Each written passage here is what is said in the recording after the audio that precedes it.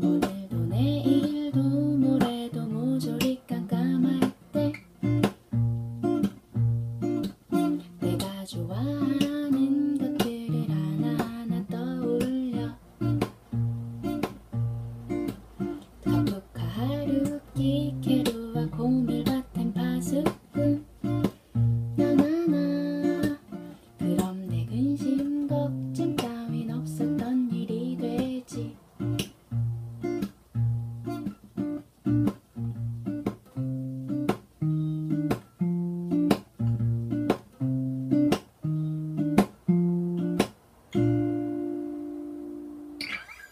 합정동 독서클럽. 잊혀지면 그만일 것을 알면서도 어쩔 수 없네.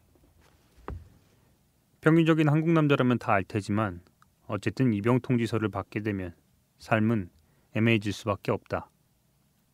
도서관 건물을 지었다면 그 다음엔 책을 채워 넣어야만 하는 것과 마찬가지다. 왜냐하면 입영 통지서의 가장 큰 기능은 거기에 있으니까. 예컨대 인간미라고는 조금도 찾아볼 수 없는 그 종이 쪼가리에 돌아오는 12월쯤 입대하는 것으로 돼 있다면 그때까진 어떤 계획도 세울 수 없다. 뭐 총검술이라도 미리 연습한다면 좋은 계획이 될 듯도 하지만 그런 인간이 있을 리 만무하다. 세상이 종말을 맞이하는 걸 지켜보는 심정이 어떤 것인진 실현하면서 이미 알게 됐지만 그게 또 얼마나 허무한 것인진 입영 통지서를 받아보고야 알게 됐다. 새 양말 한 짝도 살 수 없는 처지라니. 해서 군입대를 앞둔 젊은이들에겐 달관의 풍모가 느껴진다. 뭐 열심히 파고든다고 해도 입대하면 말짱 헛수고란 걸 알게 무엇에도 열중하지 못한다. 입영 통지서를 받는 순간 그들은 민간인의 삶을 포기할 수밖에 없으나 입대하기 전까진 군인이 될 수도 없는 몸이므로 군복이라도 미리 택배로 받을 수 있다면 다림질이라도 해놓으련만. 내 개인적 경험으로 보자면 그런 인간들, 그러니까 지금 자신의 삶에 대해선 조금의 계획도 세울 수 없는 처지가 된 인간들이 열중할 수 있는 것은 세 가지뿐이다. 바로 음주와 연애와 여행이다. 매달 계좌에서 종신보험료가 자동으로 빠져나가는 샐러리맨들이 마음 놓고 하지 못하는 세 가지이기도 하다. 내가 겪은 음주와 연애, 뭔가 1천만 원 공모 한국전쟁 체험수기집의 제목 같은 비장함이 있으되 이번엔 여행에 대해서만 말하기로 하자. 물론 많은 여행을 했지만 그 중에서도 입영 통지서를 받은 애매한 인간이나 할 수 있는 여행에 대해서만 쓰겠다.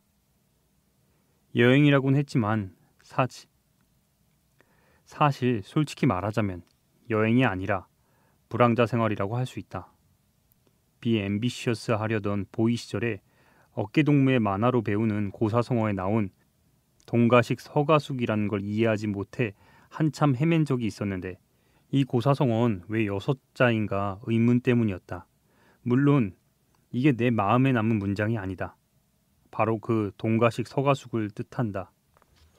윤승훈의 만화에 나오는 주인공은 가시 부서진 거짓골이나마 공짜로 밥 먹을 동쪽 집도 잠잘 서쪽 집도 있었건만 현실의 내겐 그런 집이 없었다. 그래서 최소한의 돈은 벌어야만 했기 때문에 아르바이트 자리를 구했다. 내가 구한 아르바이트라는 건 일문학과 대학생들이 날림으로 번역해 놓은 일본 만화 시티헌터나 도라에몽 따위를 받아서 우리말 표현으로 적당히 윤문하는 일이었다. 어느 곳이나 선배는 있기 마련인데 그 세계에도 선배가 있었다. 전공을 살릴 작정이었는진 모르지만 어느 대학 문예창작과에 다니던 사람이었는데 친구를 위해서 어쩌고 저쩌고 하는 만화 북두신권의 그 유명한, 하지만 나는 전혀 알지 못했고 지금도 기억하지 못하는 카피를 자기가 지었다며 내게도 그런 멋진 문장을 만들면 전국의 만화방 앞에 내 글이 걸릴 것이라고 나를 독려했다. 하지만 새 양말 하나도 살 수 없는 처지가 된 내게 그런 야망 따위가 잠재해 있을 리가 없었다.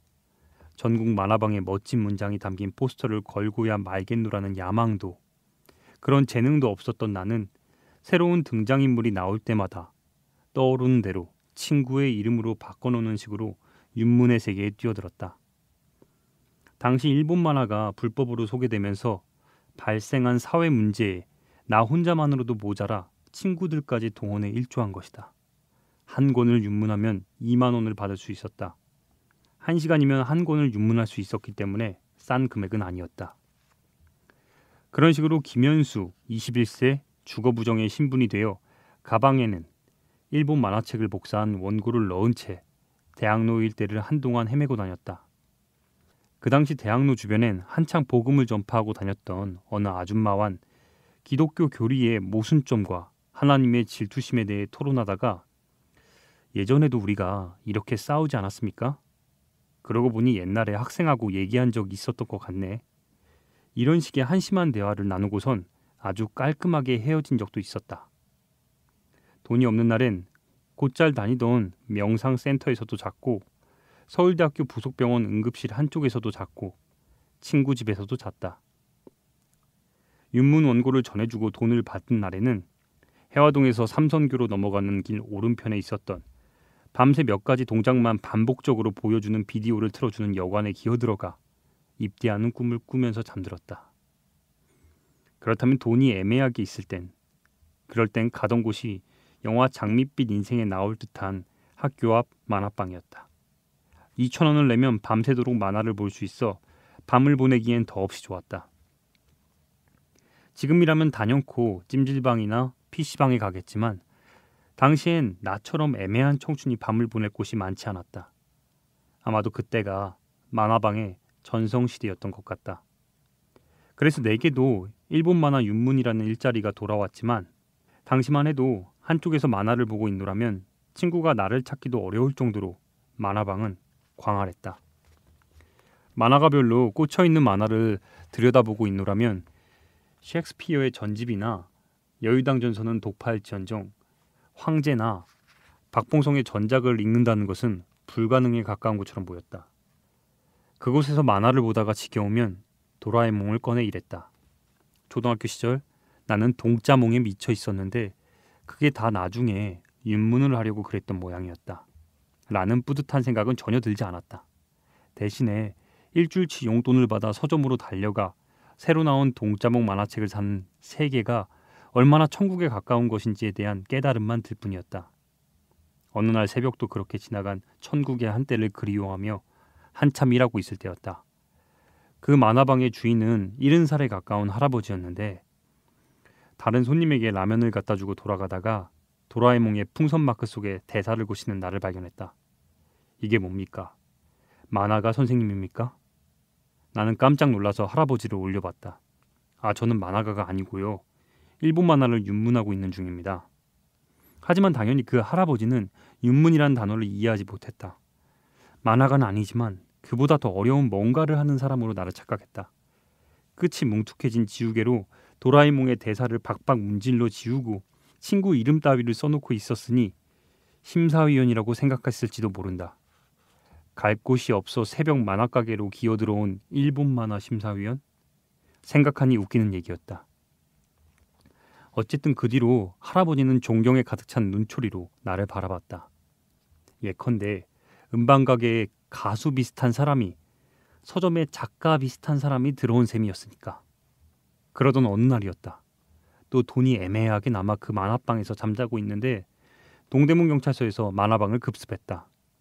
원래 심야 영업하는 만화방이란 자연스레 나 같은 얼치기 불황자가 되기 직전의 사회 부적응자, 한때는 불황자였던 범죄자 등이 꼬이는 곳이니 한동안 기소중지자를 보지 못하면 그 그리움을 견뎌내지 못하는 경찰들이 만화방을 습격하는 일은 흔했다. 그날의 급습은 운동권 학생들을 색출해 내려는 목적을 가지고 있었다. 자는데 누군가 깨워 눈을 떠보니 형사였다. 자다가 눈을 떠보니 형사가 있었다라는 문장은 생애 몇 번 쓸 수 있는 문장이 아니다.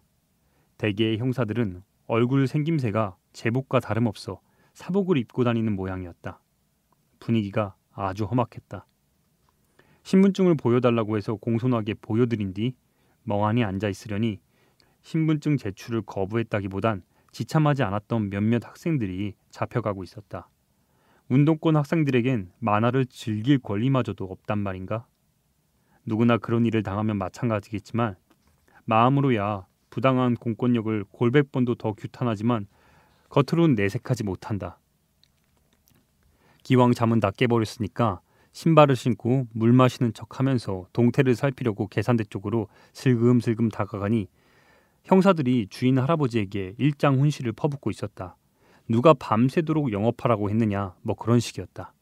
주인 할아버지를 윽박질러서 몇 년이 걸리더라도 박봉성의 만화를 공짜로 독파하고야 말겠다는 속셈이 아닐까라는 생각이 들 정도로 소리가 요란했다. 만화방의 규모에 비해 기소 중지자의 숫자가 턱없이 부족했던 것인지도 모른다. 그런저런 상념이 내 머리 위 풍선 마크 속을 떠다니던 바로 그 순간 그 할아버지가 기어 들어가는 목소리로 이렇게 말했다. 전 아르바이트입니다. 나는 마시던 물을 다시 뱉을 뻔했다. 말문이 막히기는 형사들도 마찬가지였다. 뭐라고요? 할아버지는 주위를 둘러보더니 수치심을 참을 수 없다는 듯 뇌까렸다. 저는 밤 10시부터 새벽 6시까지만 일하는 아르바이트라고요. 당황한 형사들은 우왕좌왕하기 시작했다. 아르바이트라고 해서 책임을 면할 수 있는 것은 아니라는 둥, 당신 우리한테 거짓말하면 어떻게 되는지 아냐는 둥, 형사들이 할 수 있는 최대한 상투적인 문장을 되는 대로 짓거리기 시작하더니 별다른 소득도 없는 만화방 습격 사건을 끝내고 철수하기 시작했다. 형사들이 떠나간 뒤 나는 한동안 멍했다. 내가 만화가 그 비슷한 것도 아니고 그 할아버지도 주인이 아니었던 것이다. 파도가 해변으로 한번 몰려들었다가는 이내 사라지고 패곡선의 모양으로 물기가 모래사장으로 스며드는 그 모양을 바라보는 듯한 심정이 들었다. 딱히 슬픔이라고도 말할 수 없는 슬픔의 나무 껍질 같은 것들이 나를 감쌌다. 왜 그랬을까? 내 나이 21살에 만화방에서 밤을 지새며 불법 복제한 일본 만화를 입문하다가 잠들어서는 기소중지자를 사냥하고 다니는 형사에게 신분증을 제출하기 위해 잠을 설치는 따위의 일은 하고 싶지가 않았다. 하지만 삶이란 내가 원한다고 마음대로 되는 것이 아니었다. 그 할아버지도 나와 마찬가지였을까? 나는 입영 통지서를 받았다지만 그 할아버지는 뭘 받았던 것일까? 삶은 마치 박봉성의 전작과 같았다. 아무리 이해하려고 해도 내가 삶을 모두 이해할 수 있는 날은 없을 것 같았다. 술에 취한 듯 깬 듯해서 토박이들 집을 찾아갔다. 찌를 듯한 대나무와 등나무 끝이 걸음을 흐려놓는구나. 다만 소똥을 보고서 돌아갈 길을 찾는데 집은 외양간 서쪽에서 또다시 서쪽에 있구나. 내게는 집을 찾아갈 소똥도 보이지 않았던 그 시절 엄청나게 들었던 음반이 바로 여행 스케치 2집이었다. 세월이 흘러가고 먼 훗날 우리의 모습은 얼마나 많이 변해 있을까? 지금은 함께 있지만이라든가 잊혀지면 그만인 것을 알면서도 어쩔 수 없어 세월 가면 잊혀지려나 하지만 그건 쉽지 않을 텐데 같은 노래들. 여전히 삶이란 내게 정답표가 뜯겨나간 문제집과 비슷하다. 어떤 것인지 짐작할 수는 있지만 그게 정말 맞는 것인지 확인할 방법이 없다.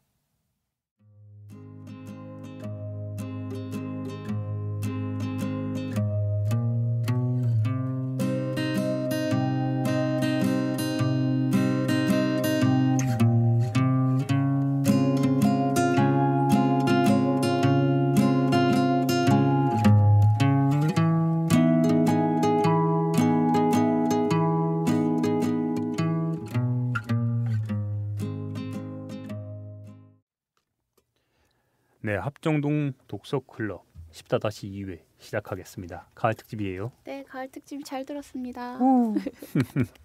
아, 입이 너무 많이 꼬여서 네. 말을 하다가 굉장히 실수를 많이 했는데 읽으신 게 뭔지부터 좀 설명을 해주실까요? 그것도 설명을 안 했군요. 네. 네, 지난 시간에 이어서 그 김현수의 청춘의 문장들 중에 한 에피소드인 잊혀지면 그만인 것을 알면서도 어쩔 수 없네라는 제목의 네. 수필이었습니다. 그 어느 챕터보다 네. 저는 마음의 전이가 많이 됐어요. 이게 입영 전 얘기라서 그런 거 아닌가요? 남자들 군대 얘기란. 이게 네. 21살 때 이야기인 전 물론 군대를 좀 늦게 가긴 했지만 이렇게 에세이의 가장 좋은 점이 누구나 경험할 수 있는 이 보통의 것을 다시 한번 생각하게 만들어 주잖아요. 그렇죠. 특히 김현수의 글이 더 그런 점에서는 더 이렇게 독보적이고요. 들을 때마다 느끼니까 읽거나 그러니까 지금 낭독해 주시는 거 저 옆에서 조용히 듣고 있었잖아요. 듣고 있는데 또 느껴지더라고. 이분은 참 그 시선이 따뜻해요. 그 자기 스스로에 대해서 돌아보는 것도 그렇고 그 뭐지? 만화방 할아버지 아르바이트 할아버지 저 거기서 잠깐 빵 터졌는데 네, 다른 사람 타인을 향한 시선도 그렇고 그걸 보면서 자기를 돌아보는 것도 그렇고 정말 따뜻한 것 같아요. 그러니까요. 그런 부분에 있어서 제가 솔직히 네. 뒷부분의 에세이들을 읽으면서 이걸 첫 번째로 읽어드린 이유가 네. 김현수 자체의 외로움도 가장 인생에 있어서 극단에 치달았을 때잖아요. 군대에 가기 직전에 입영 직전이 그렇죠. 지금 인생에서 극단에 그- 치달았을 때라고 하시는 아니 거예요? 왜냐면은 남자들 그 외로움 네. 어디에도 속하지 못해요. 그러니까 날짜를 박아놨기 때문에 네. 가야 되는데 그 정말 상실감이 뭘 해도 아무것도 할 수 없는 그런 잉여로운 상태예요. 그 상실감이 가장 큰 상황에서 할아버지를 만났어. 그것도 자기에게 존경의 눈빛으로 바라봐주던 너무 웃긴 거예요.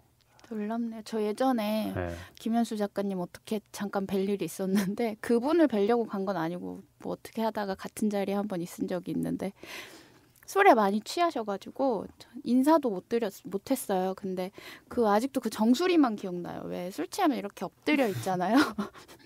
근데 엎드려 계신데 그 정수리가 또렷하게 아직도 머리가 비었었어요? 아니요. 그런 건 아니요. 아니잖아요.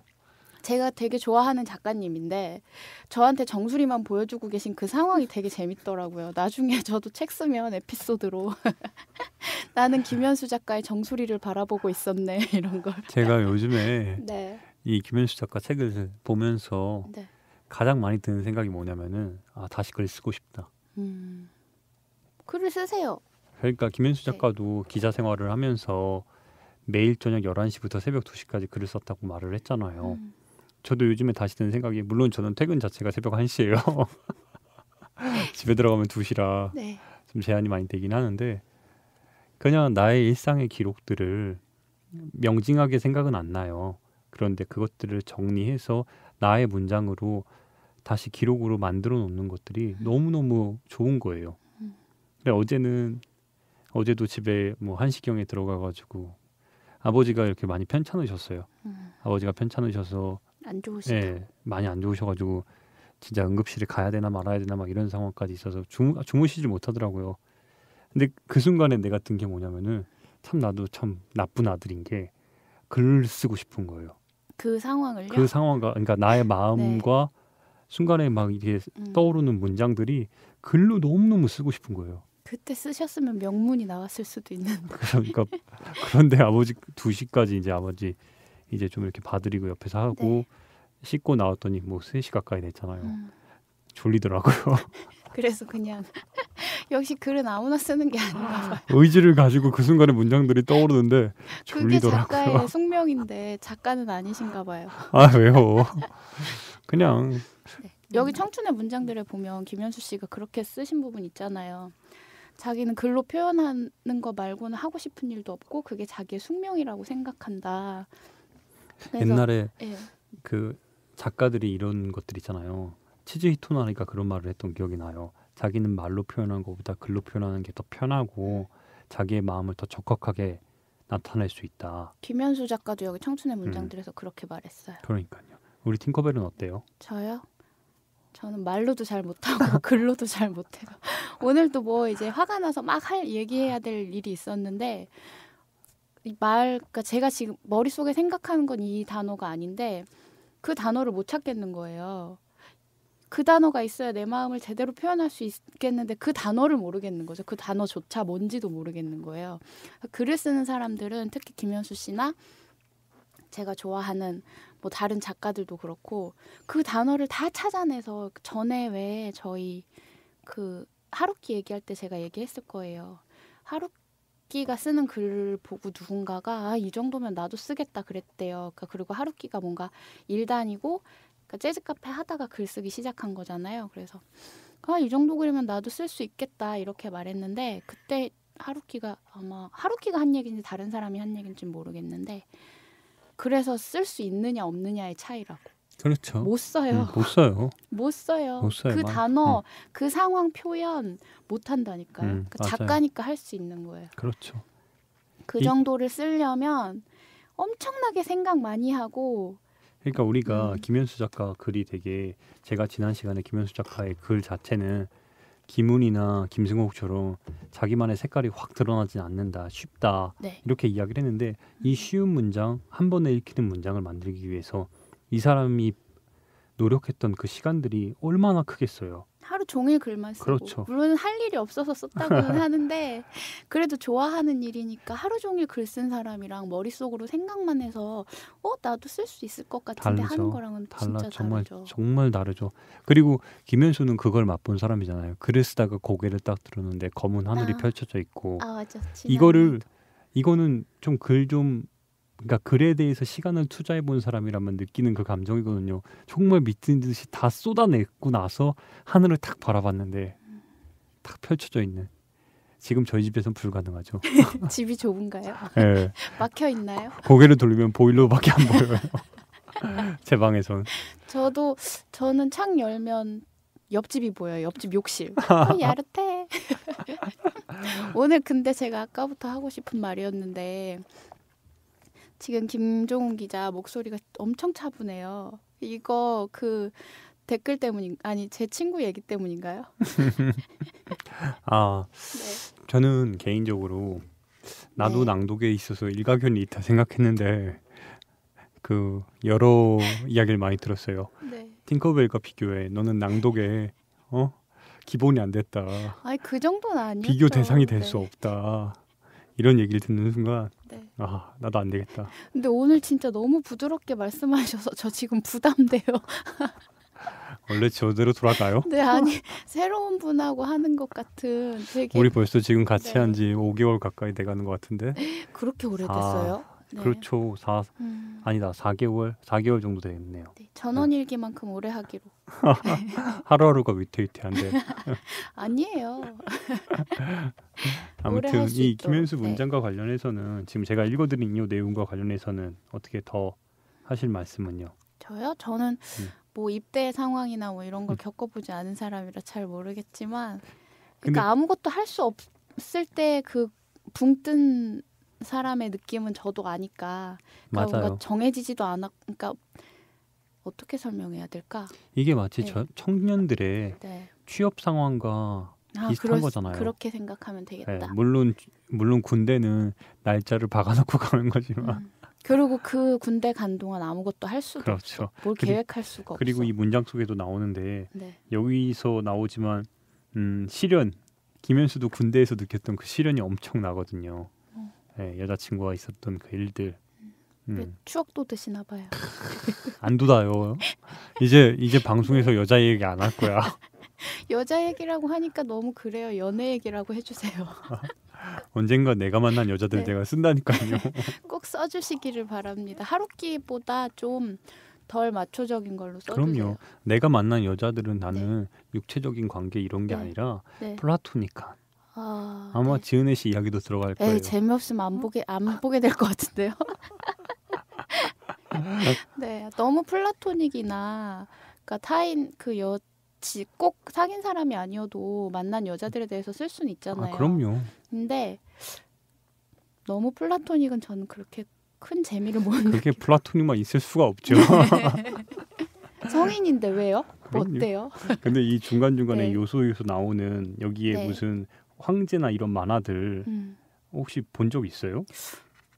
저는 여기 박봉성이나 이런 사람들의 만화? 몰라요. 저는 만화방 가면 순정 만화 많이 봤죠. 아니면은 그런 남자들 마초 얘기 이런 거 좋아해가지고 그런 거 많이 봤어요.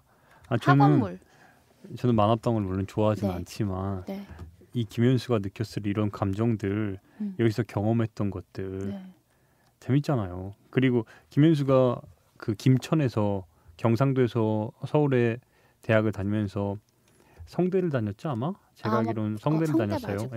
성대를 다녀서 집이 팅커벨이 원래 살던 그 정릉 그쪽이에요. 그래서 산동네에 살았단 말이에요. 그래서 그 산동네 마을버스 타고 올라가면서 겪었던 일들, 나중에 이제 군대를 가야 되니까 그 공백기에 학교도 못 가고 집에 내려갈 수도 없는 그 공백기에 느꼈을 상실감에 대해서 너무 잘 표현했어요. 그것도 할아버지 그 만화방 아르바이트. 저도 정릉하니까 생각나는데 네. 저 정릉에 살았으니까 알잖아요. 그 동네가 얼마나 산동네며 진짜 달 잡힐 것 같아요.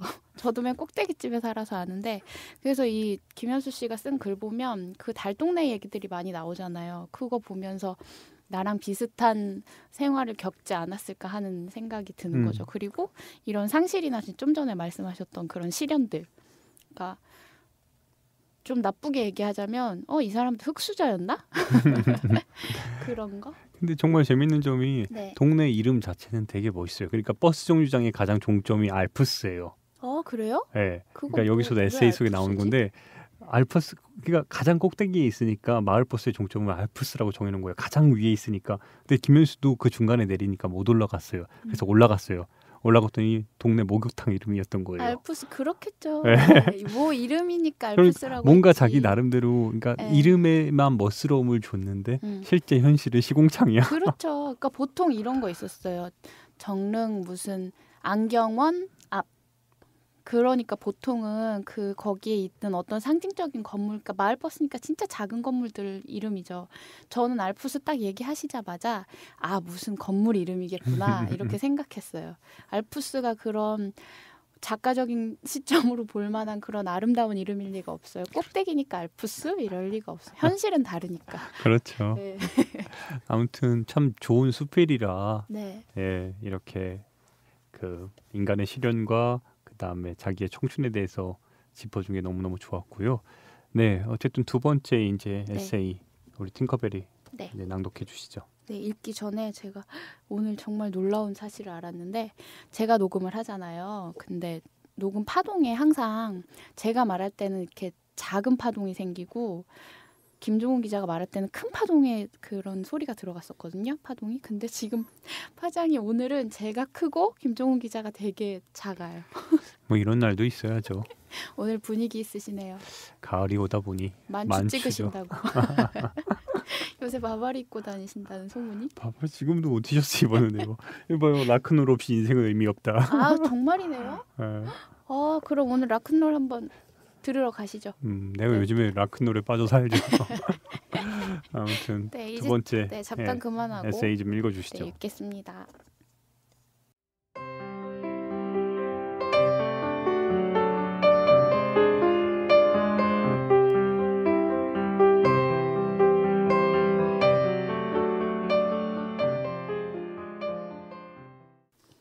시간은 흘러가고 슬픔은 지속된다.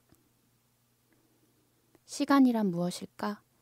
그건 한순간의 일이 오랫동안 기억되는 과정이다. 어느 날 화곡동 시장 골목을 지나가다 보니 언젠가 그곳에서 마셨던 소주와 갖은 안주들이 기억났다. 언제쯤이었을까? 봄이었던가? 가을이었던가? 나는 화곡동 시장 골목에 있는 좌판에서 사촌형과 술을 마시고 있었다. 나와는 겨우 6살밖에 차이 나지 않는 조카가 그 근처 육군병원에 입원해 있어 문병 갔다가 사촌형과 함께 밖으로 나왔던 참이었다. 나보다 키가 한 뼘은 크고 몸집도 상당하던 조카는 입대하자마자 훈련소에서 이송되었다. 늑막염이라고 했다.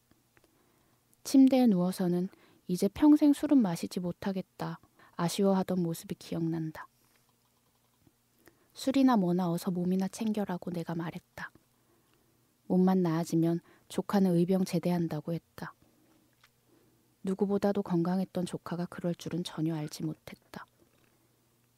그리고 한 번 더 찾아갔던 것 같다. 그 애와 나는 헤비메탈 음악에 대해 얘기했었다.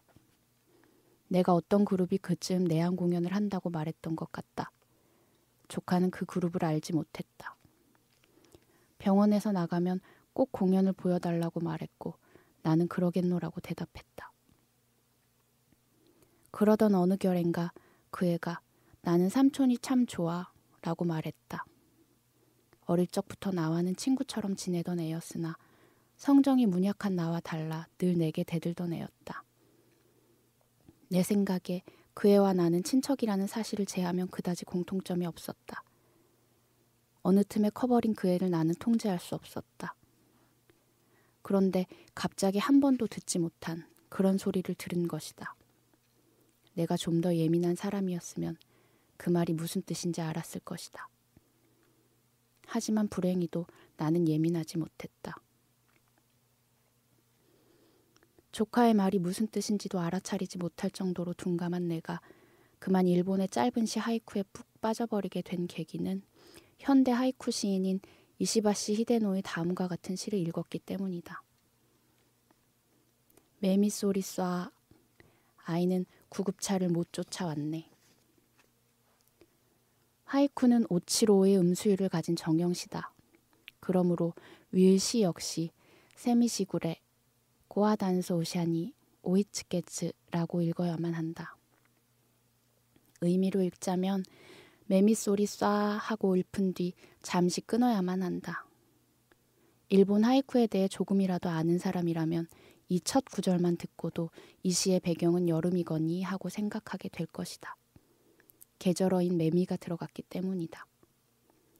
그러면서 동시에 죽음의 기운을 느낄 것이다. 왜냐하면 일본 하이쿠의 명인인 마츠오 바쇼가 다음과 같은 두 편의 시를 남겨놓았으니까. 우듬지에서 허무하게 진우나 매미의 허물, 그리고 곧 죽을 듯한 기색은 안 보이네 매미 소리야. 이들 시에서 매미 소리는 곧 찾아올 죽음의 정막을 역설적으로 표현하는 떠들썩함이다. 매미 소리는 바쇼의 유명한 시에 연거푸 등장하는 구절이다. 예컨대 한적하며 바위에 스며드는 매미 소리야 라는 하이쿠에 등장하는 매미 소리를 올더썩슬리는 바위 사이에 공간을 메우고 있는 정적만큼 절대적인 정적, 음악적인 공동의 허무라고도 할 수 있는 정적을 표현하려 하고 있는 것이라고 말한 바 있다. 삶의 여백이자 죽음의 정막을 언어로는 도저히 표현할 수 없어 귀를 때리는 한여름 매미 소리를 역설적으로 사용하는 것이다. 매미 소리가 천지를 울리다가 문득 멈춘 상태, 그 찰나적인 상태가 바로 견딜 수 없는 삶의 여백이자 죽음의 정막이니까. 그러므로 이시바시 히데노가 매미 소리 쏴, 원문대로 의역하면 소나기처럼 갑자기 일제히 들리는 매미 소리 정도로 풀어지겠다 라고 할 때 듣는 사람은 긴장할 수밖에 없다. 매미 소리 쏴의 귓전을 울리는 이 매미 소리는 정막을 표현하기 위한 장치니까. 두려운 일이 곧 찾아올 테니까. 그 일은 바로 아이는 구급차를 거쳐 못 쫓아왔네 라는 문장에 이르면서 우리의 긴장을 급격하게 해체시킨다. 그 해체의 끝에는 몇 방울 눈물도 맺히겠다. 그 며칠 뒤 아직 잠에서 깨어나지도 못했는데 사촌형에게서 전화가 걸려왔다. 조카가 죽었다는 얘기였다. 믿기지 않는 일이었다. 나보다 훨씬 더 건강했던 아이였는데. 육군병원 뒤쪽 영안실 마당으로는 비스듬한 아침 햇살이 군데군데 꽂혀 있었다. 더없이 적막한 곳이었다. 아직 이른 아침이라 둘이서만 빈소를 지키던 사촌형 부부는 내가 들어가자 나를 부둥켜 안고 갑자기 울음을 터뜨렸다.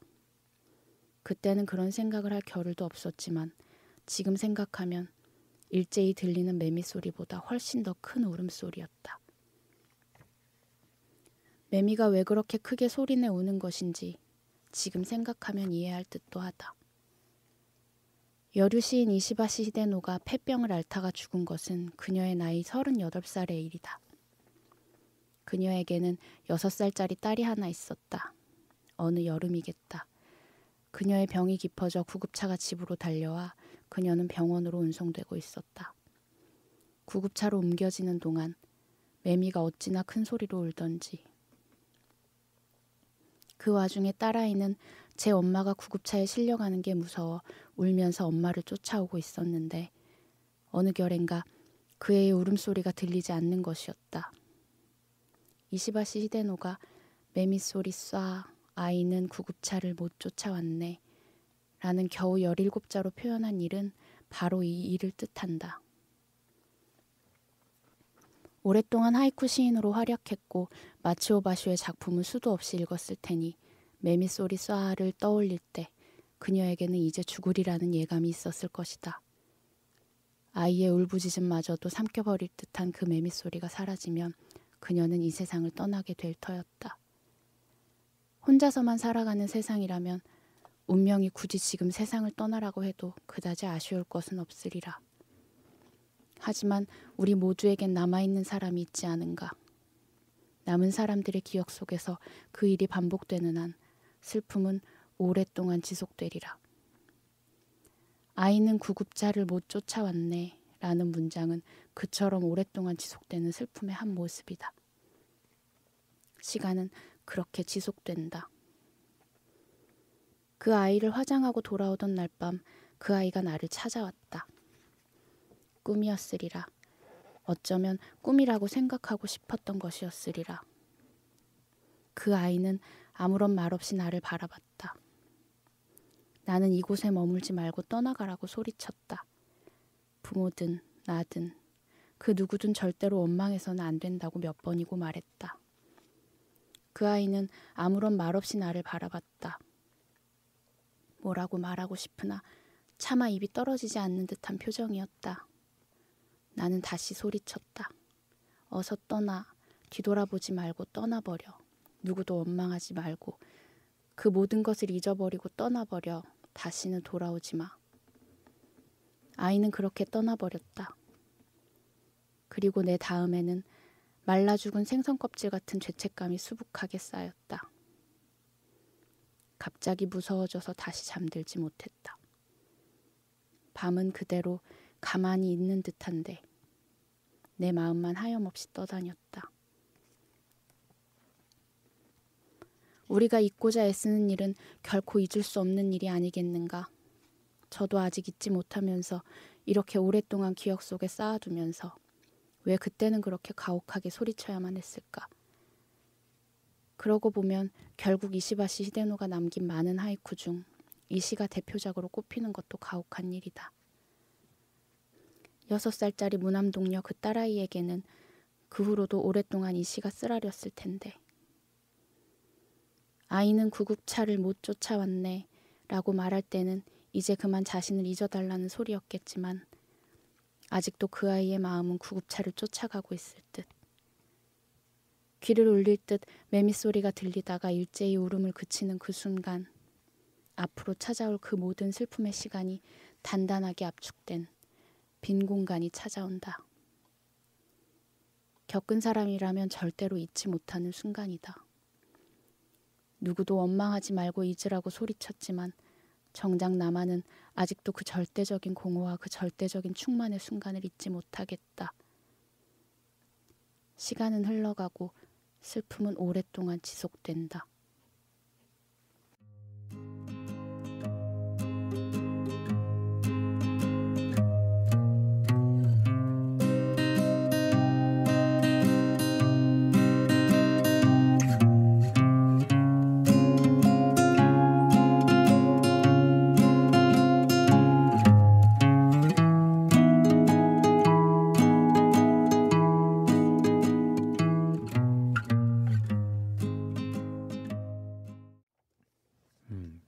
좋네요. 좋죠. 진짜 김현수 이 청춘의 문장들 중에 가장 좋은 것 같아요. 네. 저는 이거 아까 커피숍에서 읽는데 예전에 이게 한번 읽은 책인데도 잊고 있었거든요.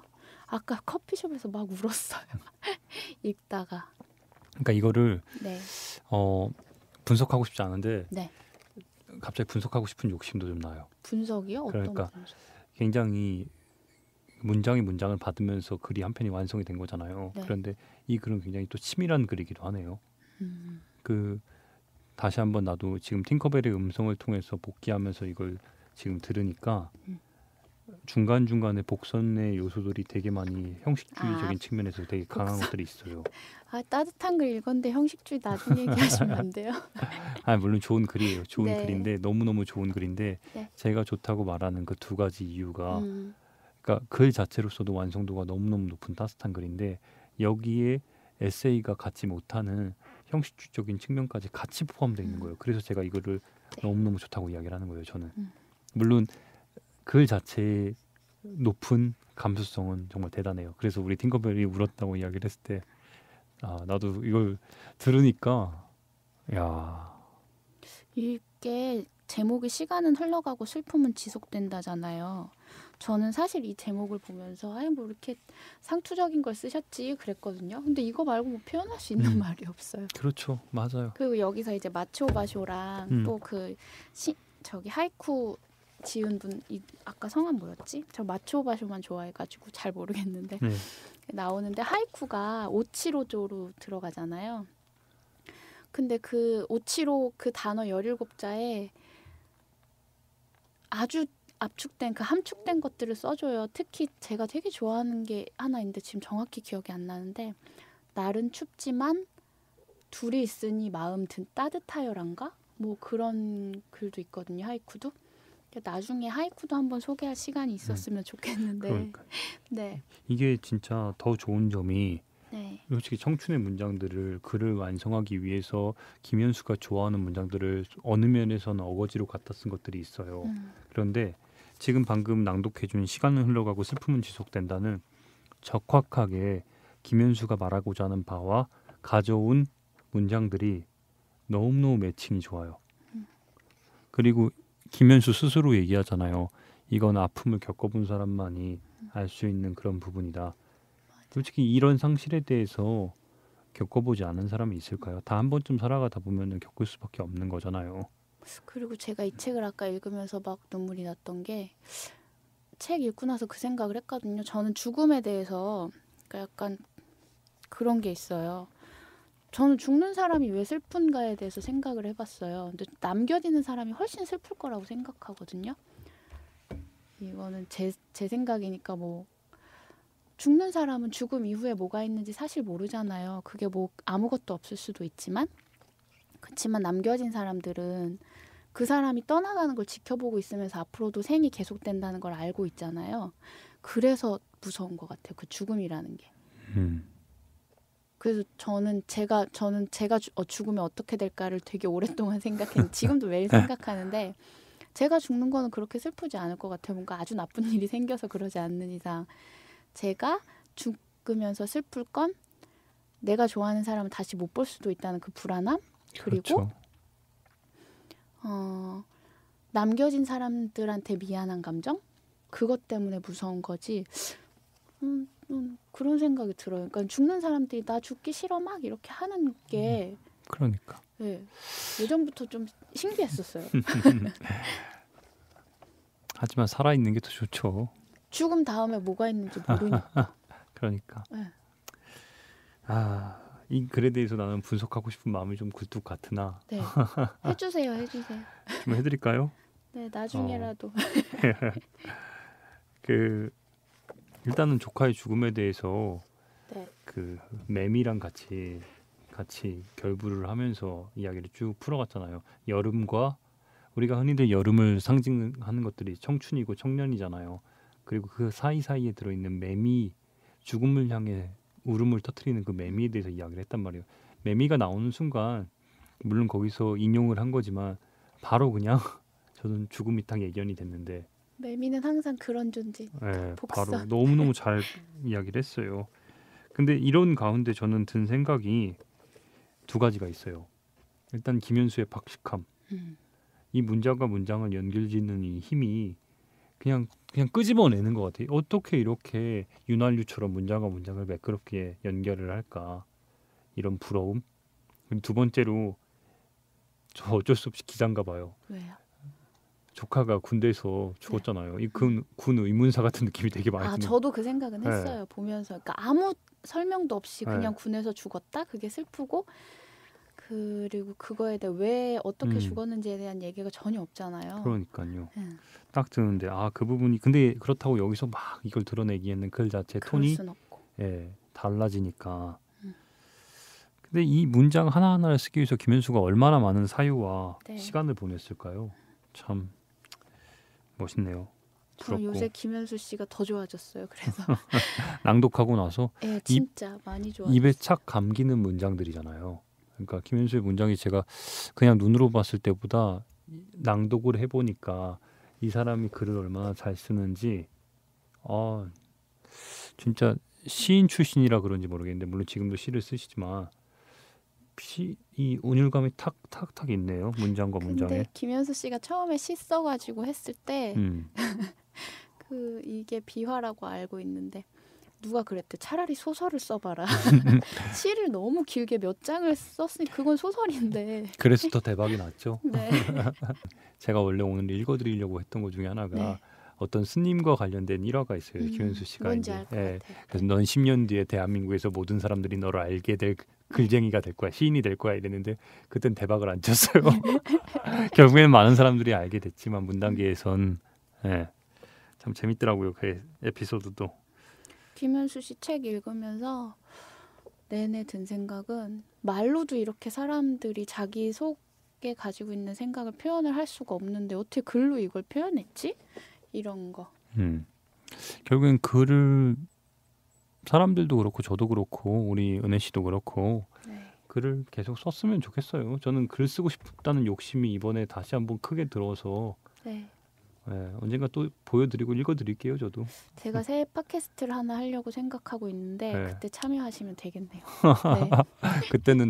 그때는 호스트로. 그때 제가 진행.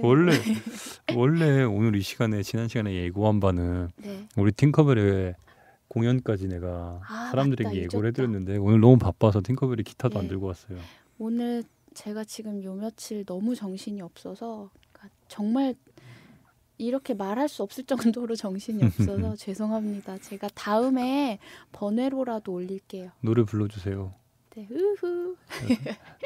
조르제피의 Let Me Sing Your Waltz 불러주세요. 네, 다음에라도 어떻게든 제가 올려보도록 하겠습니다. 번외편으로? 약속은 지킨다. 네. 아무튼 김현수의 청춘의 문장들과 관련된 이야기는 이 정도 선에서 마무리해야 될 것 같아요. 그리고 의견 제시해도 되나요? 말씀 주세요. 이렇게 낭독으로 하는 거 참 좋은 것 같아요. 여러분들은 어떠세요? 저는 앞으로도 이렇게 이게 했으면 좋겠어요. 저작권에 그러니까 크게 걸리지 않는 범위 내에서는 최대한 많이 읽어드리려고 노력을 할게요. 솔직히 말씀드리면은 저도 그렇고 은혜 씨도 그렇고 솔직히 제가 너무 바빠요. 너무 바빠서 거의 잠잘 시간도 없을 정도로 많이 바쁘게 지내는데 근데 그럼에도 불구하고 우리 합정동 독서클럽은 제 욕심이 너무 강해요. 이 프로그램을 놓고 싶지 않다는 그런 욕심이 너무 강해서 지하철에서 버스에서 저는 잠자기 전에 많이 읽고 같이 이야기하려고 많이 하거든요. 근데 준비 시간이 길다 보니까 이런저런 것들은 준비 시간이 길다 보니까 낭독하고 같이 읽고 그게 더 좋아요. 저로서 저도 저는 청취자의 입장에서 봤을 때도 제가 들을 때도 낭독하는 게 좋다. 본인이 낭독을 잘해서 그런 거 아니에요? 아니 제 낭독 때문이 아니라 전 잠잘 때 들을 수 있는 팟캐스트가 참 좋아요. 앞으로는 나도 이렇게 조곤조곤 얘기해요. 오늘 너무 조용히 말씀하셔서 지금 파동이 없어요. 아무튼 우리 청취자 여러분 어떻게 들으셨는지 모르겠는데 김현수 씨와 관련된 이제 이야기는 이 정도 수준에서 마무리 짓는 걸로 할게요. 네. 다음 시간도 예고 살짝 해드리면 다음 시간이요? 아까 그 오셨던 분인데 저희 청취자신가 봐요. 들켰는데 연애 관련이에요. 너무 연애 좋아해. 그런 게 재밌어요. 저도 읽어보니까 지금 읽고 있는데 기대하지 않은 사람들이 이 정도로 글을 참 잘 쓰는구나. 그러니까 제 스스로의 편견일 수도 있어요. 글쟁이만 글을 잘 쓰는 게 아니라 이 시대에 정말 많은 사람들이 이렇게 글을 잘 쓰는구나. 놀라면서 보고 있습니다. 네, 전 또 좌절하면서 보고 있습니다. 다음 주엔 그걸로 인사드릴게요. 네, 이번 주는 여기서 마치도록 할게요. 네, 감사합니다. 네, 고생하셨습니다. 네.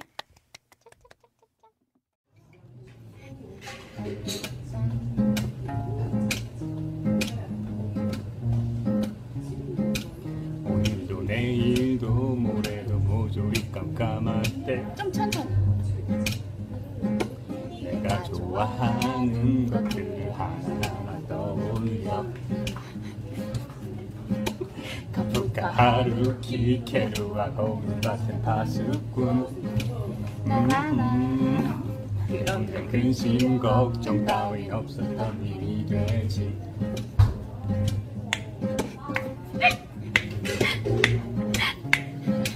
박자 안 맞아. 합정동 독서클럽. 이게 뭐야? 이렇게 어떡해?